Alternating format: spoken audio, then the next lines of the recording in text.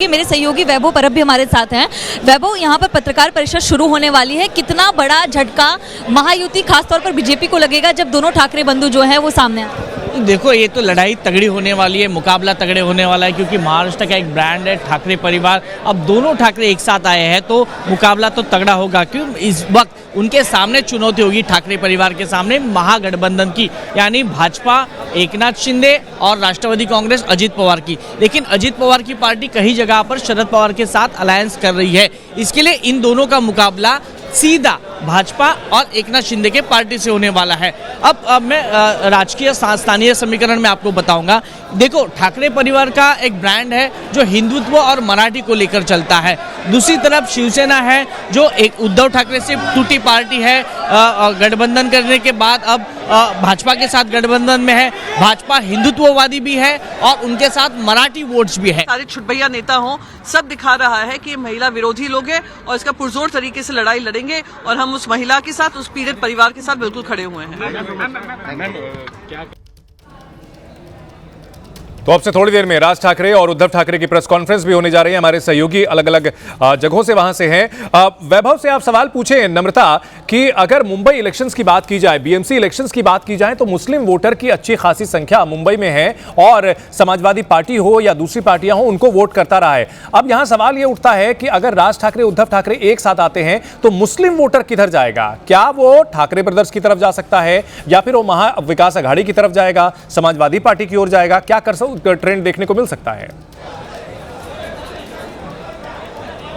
जी बिल्कुल चंदन, मुस्लिम वोटर जो है उसमें एक सरप्राइज के तौर पर दिख सकते हैं। वैभव, क्या लगता है मुस्लिम वोटर किसको चुनेगा इस चुनाव में? देखिए, लोकसभा की बात करें तो लोकसभा चुनाव में उद्धव ठाकरे के साथ ही मुस्लिम वोटर थे, क्योंकि महाविकास आघाड़ी का गठबंधन था। कांग्रेस, राष्ट्रवादी कांग्रेस और यूबीटी एक साथ लड़ रही थी। विधानसभा में वही माहौल दिखने मिला, लेकिन विधानसभा में उतने वोट्स नहीं मिले, वोटों का बंटवारा हो गया।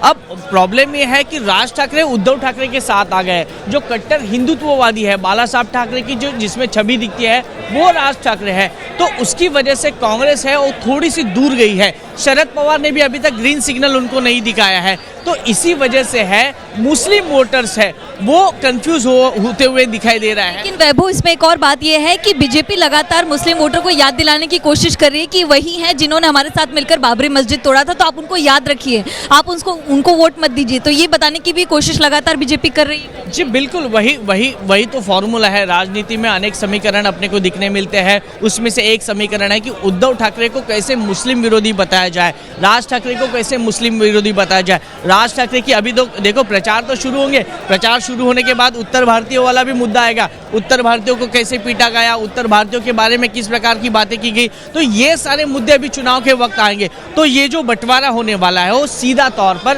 मराठी वर्सेस उत्तर भारतीय, गुजराती, मारवाड़ी, जैन, मुस्लिम और मराठी वोटर्स भी होंगे। यानी ठाकरे परिवार को सिर्फ मराठी वोट मिलेंगे ऐसी चर्चा है, लेकिन दूसरी तरफ महायुति यानी भाजपा और एकनाथ शिंदे की पार्टी को सभी वोटों का फायदा होगा। अब बात रही मुस्लिम वोटों की, तो मुस्लिम वोट है वो स्वाभाविक है कांग्रेस को जाने की संभावना ज़्यादातर है। शिवसेना यानी एकनाथ शिंदे के पार्टी के कई सारे मुस्लिम कैंडिडेट्स हैं, अभी हमने नगर पंचायत और नगर परिषद में दिखाए गए।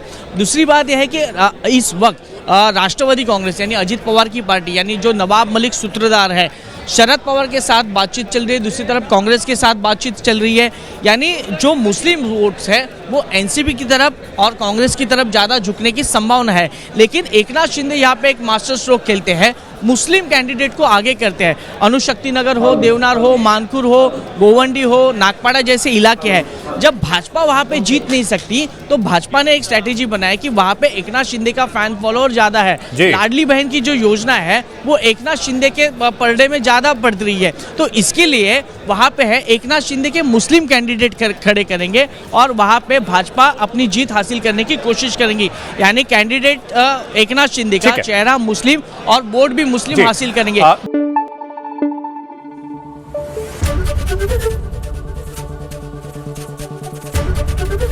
एबीपी न्यूज आपको रखे आगे।